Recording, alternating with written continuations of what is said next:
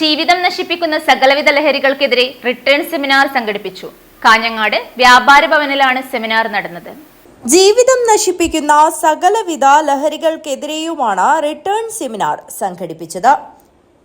കാഞ്ഞങ്ങാട് വ്യാപാര ഭവനിലായിരുന്നു സെമിനാർ നടന്നത്. Doctor Sandeep seminar ഉദ്ഘാടനം ചെയ്തു.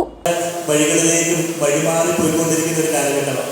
നമ്മളുടെ ജീവിതം മാത്രമല്ല, നമ്മുടെ ചുറ്റുമുള്ളവരുടെ, നമ്മുടെ പ്രിയപ്പെട്ടവരുടെ, നമ്മുടെ പുതുതലമുറയുടെ, നമ്മുടെ യുവതലമുറയുടെ, നമ്മുടെ കൂട്ടുകാരുടെ, നമ്മുടെ ബന്ധുക്കളുടെ, നമ്മുടെ സുഹൃത്തുക്കളുടെ ഒക്കെ ജീവിതം യഥാർത്ഥത്തിൽ ഒരു ഫലഭൂയിഷ്ഠമായിട്ടുള്ള ഒരു അർത്ഥപൂർണമായിട്ടുള്ള ഒരു തലത്തിലേക്ക് പോകുന്നതിന് പകരമായിട്ട് പലപ്പോഴും വഴിമാറി പല ചിന്തകളും, പല സ്വഭാവങ്ങളും, ശീലങ്ങളും, ഇവിടെ ലഹരിയോടനുബന്ധിച്ചുള്ള പല കാര്യങ്ങളുമൊക്കെ പ്രിയപ്പെട്ടവർ പറയുന്നുണ്ടായിരുന്നു.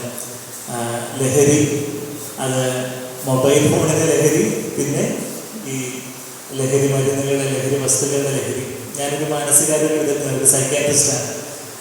അപ്പോൾ ഇതുപോലെ ഇതിനടിമപ്പെട്ട പലരും മിക്ക ദിവസങ്ങളിലും നമ്മുടെ കൺസൾട്ടേഷനിൽ ഡിപ്രഷനും ആൻസൈറ്റിയും കാര്യങ്ങളൊക്കെ ആയിട്ട്, വിഷാദവും കാര്യങ്ങളുമായിട്ട് വരുന്നവരിലൊരു നല്ലൊരു ശതമാനം ആൾക്കാരും ഇതുപോലുള്ള പല ലഹരിയുമായിട്ട് ബന്ധപ്പെട്ട മൊബൈൽ ഫോണിൻ്റെ അഡിക്ഷനും ലഹരി വസ്തുക്കളുടെ പ്രയാസങ്ങളൊക്കെ ആയിട്ട് ബന്ധപ്പെട്ട് വരുന്ന അനേകരുണ്ട്. ഞാൻ ഇവിടെ വേദിയിലിരിക്കുമ്പോൾ ഞാൻ ആലോചിച്ച് ഞാൻ ആരുടെ കഥയാണ് പറയട്ടെ.